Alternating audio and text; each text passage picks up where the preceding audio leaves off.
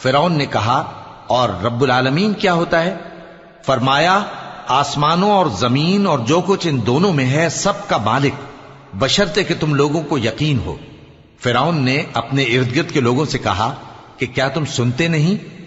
موسیٰ نے کہا کہ تمہارا اور تمہارے اگلے باپ دادوں کا بھی مالک۔ فرعون نے کہا کہ یہ پیغمبر جو تمہاری طرف بھیجا گیا ہے باولا ہے۔ موسیٰ نے کہا کہ مشرق اور مغرب اور جو کچھ ان دونوں کے درمیان ہے سب کا مالک، بشرطے کہ تم کو سمجھ ہو۔ فرعون نے کہا کہ اگر تم نے میرے سوا کسی اور کو معبود بنایا تو میں تمہیں قید کر دوں گا۔ موسیٰ نے کہا خواہ میں آپ کے پاس روشن چیز لاؤں یعنی معجزہ؟ فرعون نے کہا اگر سچے ہو تو اسے لاؤ، دکھاؤ۔ پس انہوں نے اپنی لاٹھی ڈال دی تو وہ اسی وقت صاف اژدہا بن گئی، اور اپنا ہاتھ جو نکالا تو اسی دم دیکھنے والوں کے لیے سفید براق نظر آنے لگا۔ فرعون